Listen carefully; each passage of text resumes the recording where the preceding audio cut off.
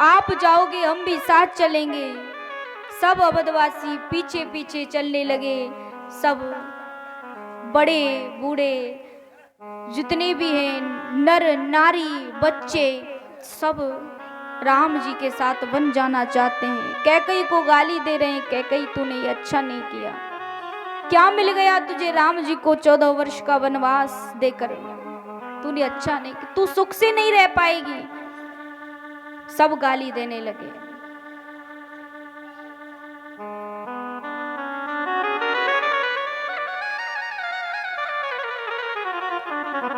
और गाली देने लगे हैं। सब कैकई को दुष्टा कह रहे हैं।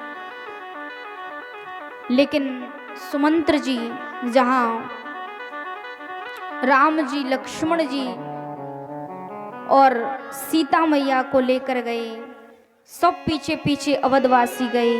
लेकिन सबको तमसा नदी के किनारे सोता छोड़ करके और आगे बढ़े हैं श्री राम जी। श्रृंगवीरपुर में मेरे प्रभु का पदार्पण हुआ है। निषादराज घोष से रात्रि भर वार्ता हुई। अब सुमंत जी ने बार बार प्रार्थना करी कि राम जी चलो, वापिस चलो, वापिस चलो। वन तक आ गए, बस समझो पूरा हो गया वनवास, अब वापिस चलो। लेकिन राम जी नहीं आए। राम जी ने कह दिया कि अब पिता माता की आज्ञा का पालन करूंगा मैं। सुमंत जी ने निराश होकर के वहां से लौट गए और यहाँ गंगा को पार किया। केवट ने गंगा पार करवाया। राम लक्ष्मण सीता जी को मुद्रिका समर्पित करना चाहती है जानकी जी, परंतु नहीं ली। सुमंत जी वापस गए और जहाँ वापस आकर के बताया, यहाँ जब जैसे ही राजा दशरथ के कक्ष में गए, महाराज दशरथ प्रसन्न होते हैं कि शायद मेरा पुत्र आ गया, मेरा राम आ गया, मेरा लक्ष्मण आ गया, मेरी सीता आ गई, मेरी पुत्री कहाँ है? सुमंत बताते क्यों नहीं, क्या वापस लिया है क्या उनको? जैसे ही सुना, सुमंत ने जवाब दिया, उत्तर दिया, मैंने बहुत विनती की परंतु वो वापस नहीं लौटे। तुरंत राम राम कही, राम कही, राम राम कही, राम तनु परि हरि रघुवर विराम, राम गयो सुर धाम। राम राम कहते कहते और वहीं महाराज दशरथ ने बस देह त्याग कर दी। देह था जो पंचभौतिक शरीर था, तैल आदि में सुरक्षित रखा गया, क्योंकि कोई दाह संस्कार मुखाग्नि देने वाला कोई है नहीं। तो भरतलाल को सूचना दी गई, भरत पधारे और आए तो पता चला कि मेरे भैया को मेरे प्राणों से भी ज्यादा प्रिय मेरे भैया को वनवास देने में हाथ किसका है? अपनी ही माता कैकई का। अब शब्द सुनाई, बड़े ही माता को बहुत भला बुरा कहा। कौशल्या माँ से बहुत क्षमा मांगी और कौशल्या माँ से कहा, माँ आप चिंता मत करो, मैं हूं ना, मैं आपका पुत्र हूँ, आपके दूसरे पुत्र को वापस लाऊंगा, चिंता मत करो, मैं स्वयं जाऊंगा भैया को लेने। पिताजी का दाह संस्कार किया, आदि आदि कर्म किए और फिर भरतलाल सोचते हैं कि अब सब अवधवासी जो जो चलना चाहते हो, भैया को वापस लाना है वन से अयोध्या, जहाँ जो स्थान है उनका वास्तविकता में राज सिंहासन उनका है, उनके अलावा कोई और नहीं ले सकता इसे, और वही इस राज सिंहासन के वास्तविक अधिकारी। इधर भरत जी चल दिए सब अवधवासियों को लेकर के, और उधर श्री राम जी जहाँ रुके हुए हैं, जहां संतों को दर्शन देते हुए, संतों के पास मिलते हुए चित्रकूट पर्वत पर रुके हैं। भरतलाल पहुंचे हैं, वहां बड़ी विनती की है, भैया वापस चलो, लेकिन राम जी ने मना कर दिया, नहीं आ सकता। पिताजी को वहीं से प्रणाम किया, आंखों से आंसू निकल आए। जब पता चला तो थोड़े गंभीर हो गए श्री राम जी, परंतु वापस चरण पादुका लेकर के भरतलाल वापस आ गए।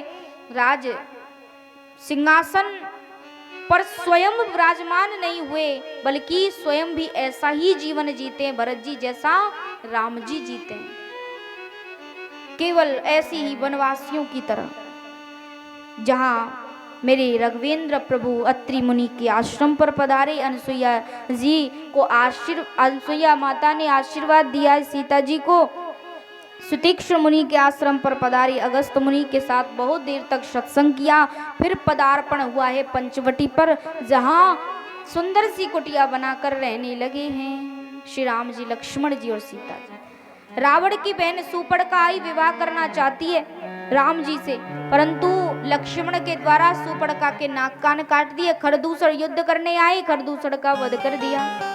सूर्पणखा रोती चिल्लाती पहुंची रावण के पास।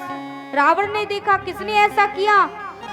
बोले दो वनवासी हैं जो रहते हैं वन में और उन्होंने मेरी नाक कान काट दिया। जैसे ही कहा कि अच्छा हमारे बारे में परिचय नहीं दिया था तूने, तो सूर्पणखा कहती है कि भैया जब मैंने तेरा नाम लिया तो सुनते दीनी गाली, उस समय निगोड़े लक्ष्मण ने मेरी नाक और कान कतर डाली। जैसे ही मैंने तुम्हारा नाम लिया कि मैं रावण की बहन हूं, तो तुरंत सुना और नाक कान काट दिया। रावण कहता चिंता मत करो। मरीचि के पास गया और मारीच के पास गया और वहां जाकर के कहा मायावी हिरण बनकर जाओ। सारी योजना समझा दी। मारीच पहुंचता है मायावी हिरण बनकर के, और सीता माता कहती हैं कि राम जी इसका चर्म मुझे चाहिए। और जैसे ही राम जी तो उस हिरण के पीछे पीछे चले गए, पीछे से जहां साधु का वेश बनाया और वहां एक वृक्ष के पीछे छुप गया रावण।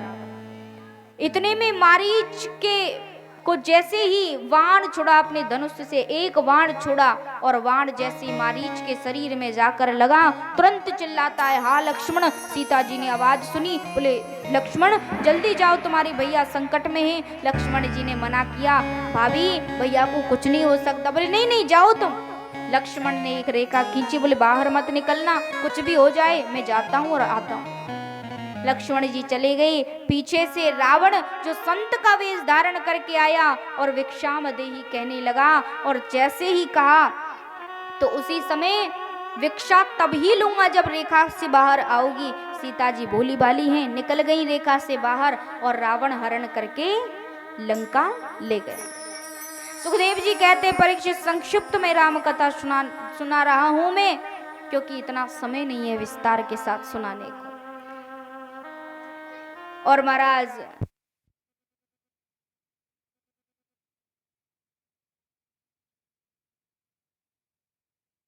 वहां तो है ही नहीं, कुटिया पर है ही नहीं। हाथ सीते कहकर ढूंढने लगे। अब महाराज सीधे जब रावण हरण करके ले जा रहा था सीता जी का, तो जटायु ने रोकने का प्रयास किया। जटायु के पंख काट दिए थे। राम जी जा रहे